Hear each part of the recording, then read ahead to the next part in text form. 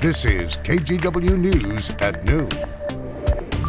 Thanks for joining us here at noon. I'm Drew Carney, and we start today's News at Noon with new information from Portland police. They identified the woman who's accused of stealing a car that had 2 kids inside it.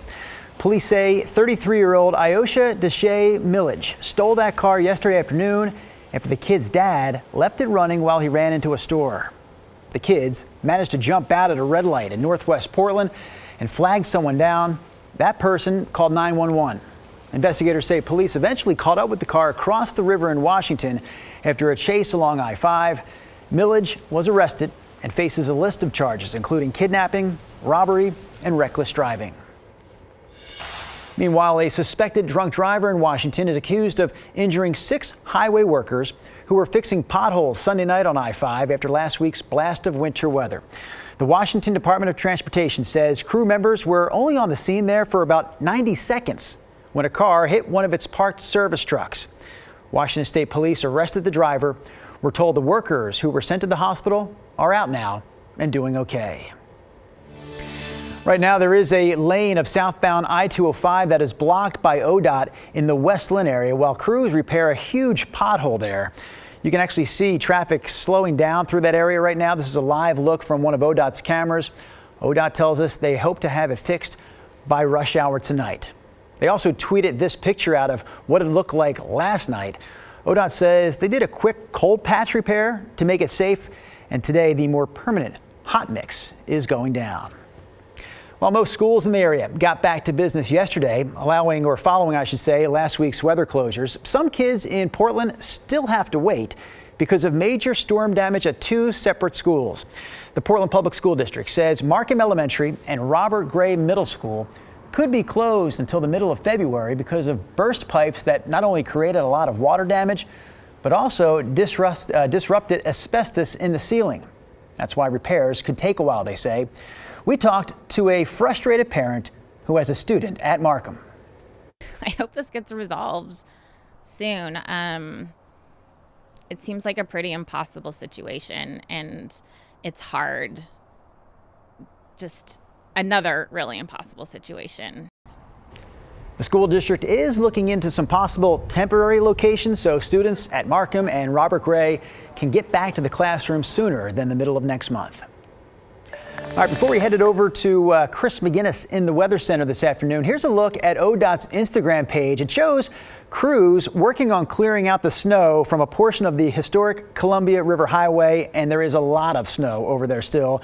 That road still closed near Corbett. And Chris, you were saying just before this newscast started, you had heard that Corbett schools have already shut it down for tomorrow and Thursday? Yeah, we're working to confirm whether that is weather related or maybe it's burst pipes or electricity or some kind of infrastructure. Anyway, yes, that is the case that we just found that out. So again, we're working to find out more details on that. Obviously, this storm's still having impacts, right? The wintry weather that we had over the last 10 days. That said, the weather right now is mild. In fact, last check outside our studios, it's 52 degrees in downtown Portland. We did start the day kind of wet. For the most part, the showers have dried up, although in the last hour or two, we've seen a couple pop up in the hills of Columbia County. Actually, one just popped up right over the heart of North Portland and now has drifted over into Vancouver. So a shower chance remains in our forecast today, but most of the rain that we were going to have today has already fallen. And there is more rain in the forecast late tonight and Wednesday. We'll get into that in a second. For now, the live look from our Wells Fargo sky camera pointed south. You can see some breaks in the clouds. It's 49 last check at PDX. The east breeze still, again, the refrigerator door open. So we're keeping like the airport a little cooler than what we are downtown here at 53. We go out to the reserve out in Aloha and you can see more broken cloud cover there.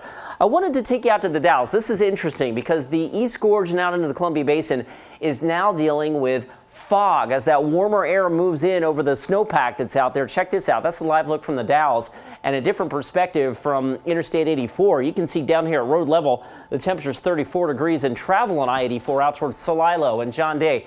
Not great right now. A dense fog advisory is in effect for that part of the state until 2 o'clock. All right, we're 53 down Hillsborough, 51 McMinnville, west side of the state, broken cloud covered, 50 is pretty common, 55 right down Roseburg. East side of the state, 30s and low 40s right now. Our plan for the rest of this afternoon keeps us in and out of the cloud cover. I can't completely rule out a drop of rain, but generally dry with temperatures kind of holding steady in the upper 40s to low 50s. Note the sunset into the 5 o'clock hour now, Drew. Day's getting a little longer. Look at us. That's kind of nice. Look at us, Chris. Rain tomorrow. More on that in a minute. Yeah, Chris's 7-day coming up here in a few minutes. But right now, we want to get back to some of our news headlines this afternoon. We continue to track the situation with Amtrak because the rail line planned to resume service between Portland and Seattle a little more than an hour ago at 10:45 this morning. A landslide near Kelso suspended service between the two cities starting back on Friday. Here's the deal. We still don't have confirmation that things are running normally. The Amtrak Cascades website still shows a warning about that situation. So we reached out to Amtrak for an update and haven't heard back yet. In Tillamook County, sheriff's deputies are looking for the person who they say was driving this car early Sunday morning when it wound up upside down on fire in the middle of a landslide along Sand Lake Road. The road has been closed in that spot for a month now because of the slide, but investigators say the driver removed the barricades.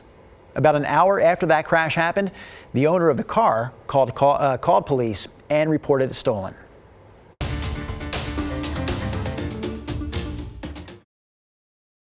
These men and women, these fishermen that are going out next week, to this is affecting their whole entire season. This is affecting their life. People in the small fishing town of Ilwaco, Washington, are voicing their concerns about the massive fire that happened there yesterday. Ilwaco is at the mouth of the Columbia River, just across from Astoria. So after they put the fire out, firefighters wound up staying there overnight just to keep an eye on hot spots. Meanwhile, KGW's Alma McCarty brings us more from Ilwaco. This town, Ilwaco, is a fisherman community. It's crabbing and fishing. Every single family, and if almost every single family here, is affected. I mean, if they're not fishing themselves, they know somebody that is. Just before 11:30 in the morning, firefighters first got word of an electrical fire. The dock that's totally gone now, and then the cannery, I kept hearing that the Ilwaco landing just kept pieces of debris falling into the water, and they were hearing the splashes and pictures of it just slowly coming down. According to the Pacific County Sheriff's Office, crews worked tirelessly to reduce the loss, but the facility and the pier could not be saved. We don't know how it started, but this is going to be a big impact on the crabbing industry.